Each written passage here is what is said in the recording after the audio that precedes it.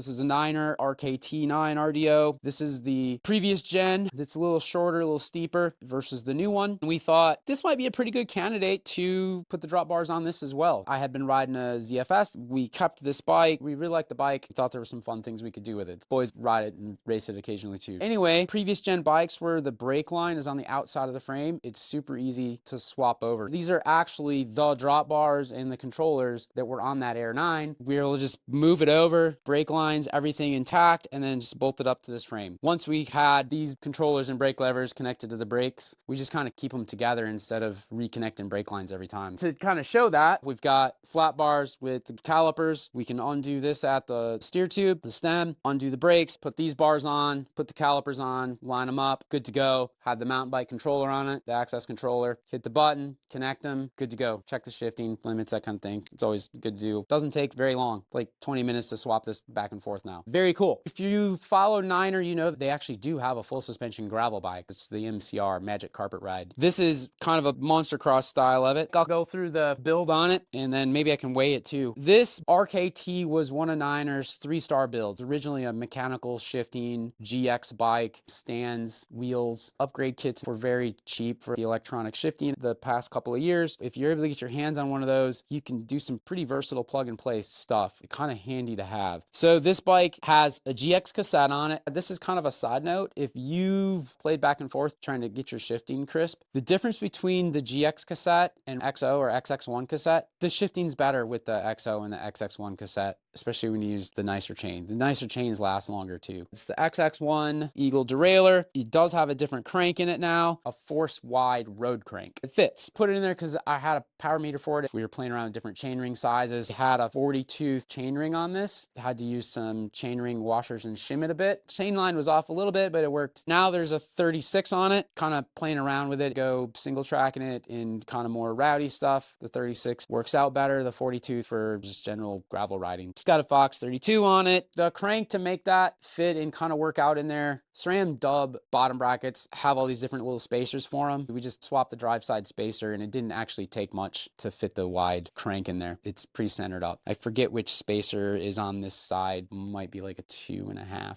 It's aluminum Easton bars. A set of reserve 28 XCs that are on some DT 350 hubs. They came off of the ZFS that I was riding. Moved stuff around a lot. Carbon Niner post on it. Prologo NDR seat. We're always playing around with seats. We have taken a liking to these Prologo seats. As far as the fit goes, this is a medium frame and I rode this with flat bars. I'm kind of lanky in the legs and arms, shorter in the torso. I tend to get a pretty high seat, and then if I'm aggressively fit, sometimes a shorter bike actually works out. The largest tend to be a little too long. I'm kind of between the fits, kind of make either one of them work. Being that this was a medium, I think I ran it with like a 80 mil stem with flat bars. This setup with the drop bars, these are kind of a short reach bar. There's a 70 millimeter stem on it right now, but it's frankly a little long. It works out for slamming the seat forward, dropping the bars, and getting really aggressive if you're pure gravel riding, but it's a little too long and slammed for single tracking. Probably going to go back to the 60 millimeter stem on it to get the seat back just a little bit more. I forget the head tube angle, but this is a steeper bike than the stuff we're riding today as well. So it kind of all works out. So the weird thing is like literally riding this exact bike with flat bars, these tires, everything, right? And as a mountain bike, you're like, it's a pretty snappy bike, pretty responsive and quick, agile. And then you put the drop bars on it and all of a sudden your brain goes to, this is a gravel bike. Then it feels sluggish accelerating. Once you're rolling, it is awesome. You come off of pavement and hit the washboard gravel or chattery stuff and you don't feel it. Pretty awesome. Really, really awesome riding on gravel. Anyway, I would share it. Very cool. Before I shut it down, I'll weigh it really quick. So with the pedals on it, right here, it is sitting at 26 pounds and 6 ounces or so. Anyway, cool stuff. Thanks for tuning in. If you're interested in us putting something together like this for you, let us know. Or if you have any questions about it, stop by.